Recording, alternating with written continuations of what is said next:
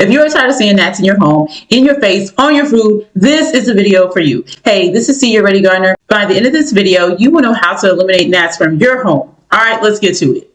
As you can tell by the name, this is a gardening channel, so I'm going to assume that the source of your gnats is your indoor garden. That is why, in addition to teaching you how to get rid of gnats that you have in your home, I'm going to teach you how to keep your plants indoors and prevent gnats from coming back in the future. But first, you need to know why the gnats came to begin with. Gnats, specifically fungus gnats, are attracted to moist environments, and they love decaying matter. They lay their eggs in the soil where the larvae feed on plant roots. Over time, this can lead to root rot and other plant diseases, making your plants weak. I've got about 25 plants throughout my home. They are mostly house plants, no fruiting plants at all. A lot of the things I've done to prevent gnats have really worked for me, and it all starts with making sure the environment around your plants is right. Let's talk about prevention real quick, just in case you suspect you need to repot your plants. First, your soil blend.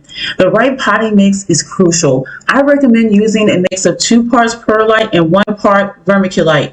This helps with drainage and aeration while retaining just enough moisture. When the soil drains properly, it helps keep things dry at the surface, which gnats don't like. I add to my soil cinnamon. It helps control fungal growth that gnats feed on. A half to a few tablespoons per pot. For a smaller pot, I might just use a half teaspoon. For a larger pot, I'll use a few teaspoons of cinnamon. I also add cayenne pepper. This works to deter them as well. Please do half as much cayenne pepper as you would do cinnamon. If I use a half teaspoon of cinnamon in this one, then I'm just going to use a 4th teaspoon of cayenne pepper in my soil blend.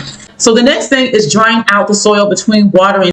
Gnats need moist soil to survive. So by letting it dry out a little between waterings, you're reducing their chances of thriving in your soil. And remember, I'm just sharing this with you at first in case you need to repot. Let's talk about overwatering real quick. So soggy soil and standing water invite gnats to lay their eggs. Make sure you're not leaving water sitting in the trays. I have this pot right here, and this is kind of what they call the self-watering containers. They're really good if you tend to overwater, and like I said, putting that extra perlite helps as well. If there's extra water in the tray, you can use it to water other plants. Just make sure your plant is healthy. If your plant is not healthy, don't use that water to water no other plants. You can also do bottom water. I don't let it sit there more than a day.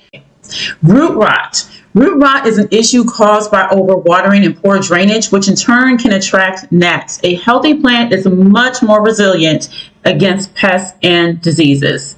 Dead leaves and other organic material provide a perfect environment for gnats to thrive. So make sure to regularly clean up any dead plant material, whether it's fallen leaves, stems, or flowers. Another important tip is give your plants a little space. Overcrowding restricts airflow, which increases humidity and provides ideal conditions for gnats. Another tip, using a fan. A fan can be incredibly useful for disrupting gnat flight. It helps to dry out the soil and makes it harder for gnats to fly around. Especially recommend this when you're doing starters. Just don't blast the fan, okay? Your plant is healthy. You do not need to repot it. You want to make sure you get rid of the gnats. Mix that definitely works for me, and that is hydrogen peroxide as a natural disinfectant. I mix 2 tablespoons of peroxide per cup of water and place it in my spray bottle. Spray this directly onto the soil. I don't do a super soak, just a light moist. That's it. If I have anything left over, you want to store it in a dark container because hydrogen peroxide loses its potency when it's not stored in a dark container. After that, I follow up with neem oil spray. I make my own. I know they sell this in stores. I bought it before, but I just make my own for whatever reason. The recipe for that is 1 to 2 teaspoons of neem oil per quart of water. So you want to put a few drops of plant-based dish soap.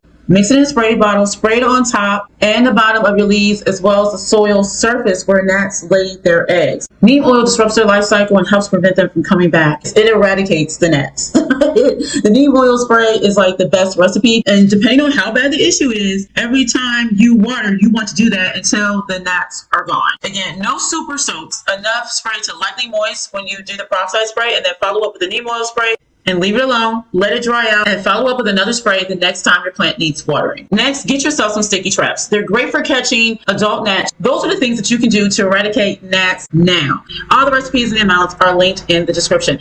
What works, but some don't want to use. If you are looking for a biological solution, nematodes and mosquito bits are great for killing gnat larvae in the soil. They work, but some people don't want to use them because they're a bit more involved or they have other concerns. However, they are effective. Next, I'm going to share with you some things you definitely should not use. Do not waste your money on this, okay? Wait, I have created a course that will help you start, maintain, and even revive a dead garden.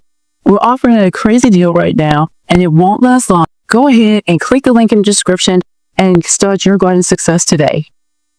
Some people recommend deciduous earth, but I don't use it. While it does kill pests, it clumps when wet and has no effect at that point.